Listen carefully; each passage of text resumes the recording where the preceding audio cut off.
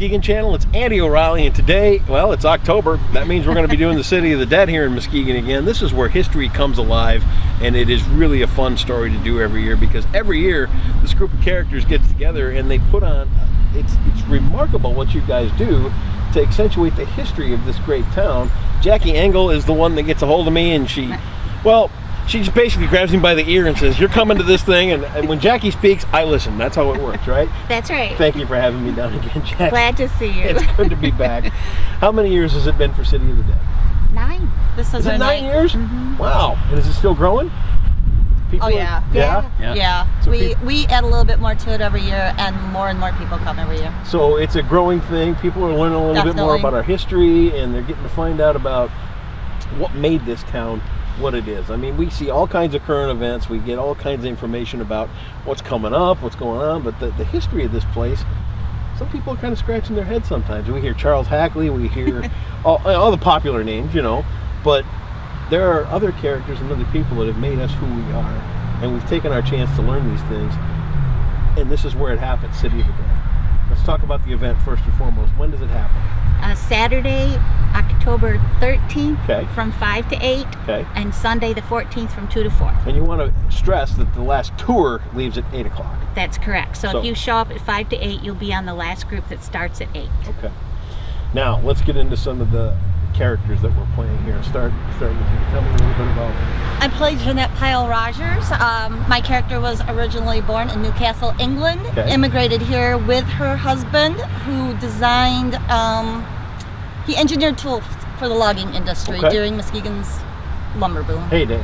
The big, well, one of the heydays. We've had a few of them over the years, and we're always looking for the next one. I think it's right around the corner, right? That's what we keep hearing. I hope so. But yeah, I know we all do. And I mean, you can honestly feel it, that things are changing and things are getting to that next big boom. We just are, come on, make it happen, right? But Jeanette, okay. This year I'm Pat Reese. Okay. Her husband Jack was the president of Continental Motors for over 20 years. Really?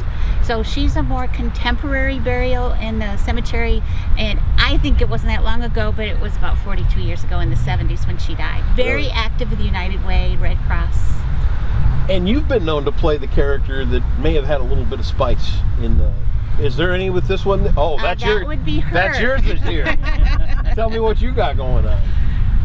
Kitty Lee was the wife of Captain Seth Lee, who was one of Charles Hackley's business was he the branded partners. Hand? No. Captain Walker. Okay, I pay better attention next time, right? Kitty Lee managed the books for Captain's businesses. Charles Hacklin kept a rather substantial liquor closet in the basement of the Lee home. The rumor is that they kept brandy there, but the real truth of the matter is it'll be disclosed. Oh, that's the you'll cliffhanger. have to stay tuned. The cliffhanger. And that's even before Prohibition. You know, that's long before all that. That's It was called the Red Badge. Yeah. Or the Red Ribbon Society, that wanted to prohibit alcohol from being consumed in Muskegon. Right. And of course, Charles Hacklin took the pledge, sort of. Yeah. I'll take that pledge, right? Yeah, right. Wink, wink, nudge, nudge. So, and then, you know, we talked in the past about, you know, Mr. Hacklin, and there may have been some shenanigans, there may have not been some, and, you know, that rests here in the... That's right. Yeah, that's right. So we'll leave it there. Down here in the chair, you got the best seat in the house. How about tell me about your character? Well, this chair belonged to my character when he was alive. And your character's got a real special meaning. Well, he was the first telegraph operator here in Muskegon. Okay. And the first year when City of the Dead was put on, I was like everybody else. I paid my $5. It's still only $5 this year. And I came in and I was a guest. And then I looked over and saw a name on the headstone from my mother's side of the family. I said, "Are these my people?" And sure enough, they were. And from that moment, while I was still on the tour, I knew I had something I had to do. Sure. So every year since then, except for one, I believe, when I was ill, I've been my own great-grandfather coming alive, telling people details about his life and how it parallels the development of Muskegon. So you get to come back and talk about your own great-grandfather and Yes. what he did. Yeah, Pretty remarkable. it's a lot. That'd be a pretty good feeling. It's a lot of fun. Now, did that telegraph thing, did that parlay over into your life? Because my dad, when he was in the Navy, he was a radio operator at one point. I never knew that till way later on in my life.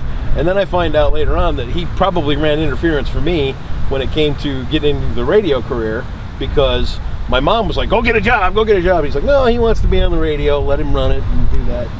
Did it carry over into your life at all? In one sense. Yeah. What I came to realize was, as a telegraph operator, it's very different from your other means of communication that we have today. Sure. Because you had to tell my great-grandfather your whole message, to whom it was going. Oh, man. And everything. So you had to trust him Yeah. with the details of your family life, your financial transactions, your business. And then he had to maintain those confidences, because telegraph was the only way to send messages of a great distance here in Muskegon for close to 20 years.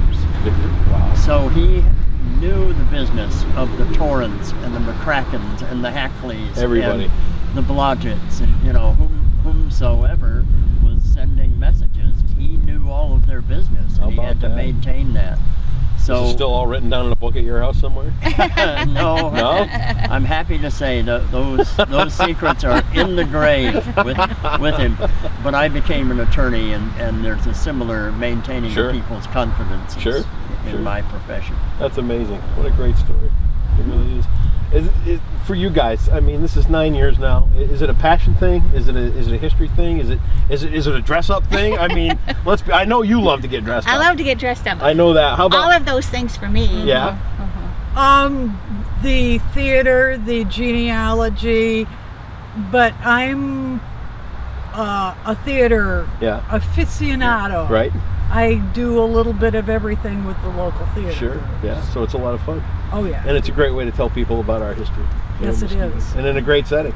And kind of a creepy setting. I mean, it's Halloween time. We're in the Evergreen Cemetery, and It's a beautiful place. It really is. It is. It's a lot of history. Maybe two things. Both dates, the Saturday and the Sunday date, give you the chance to come here by daylight if that's your preference. Sure. But if you want that added element of coming to a cemetery after dark, then Saturday is the right day to do it. And we want to tell Because people we're too that open this isn't longer. one of these deals where people are going to be jumping No. out at you. And It's not a zombie walk. It's not We're a zombie trying walk. To It's scare not a you, no. haunted trail or any of that kind of No. stuff. It's a nice experience where people can actually come and learn, and there's some real historical significance here. And we have the event rain or shine. Rain or shine. Unless there's high winds and trees are coming down, we'll That's cancel bad. it. Otherwise, dress properly, and you might want to bring a flashlight. Probably a good idea. It's the City of the Dead. It happens at the Evergreen Cemetery. All the details are going to be right here on the Muskegon Channel. You guys are awesome. Thanks for having us out again. Thank you. I wish you the Andy. best on 9. What's next for 10 years? Oh, Big plans? We'll I don't have know. to- I'm not sure. Put somebody next to every headstone in here. And even if we got to come up with a story, we'll come up with one. Each year we do planning at a post-mortem. Sure. All the details on City of the Dead are right here. Make sure you come on out and check them out. Support the group and learn a little bit more about history here in Muskegon.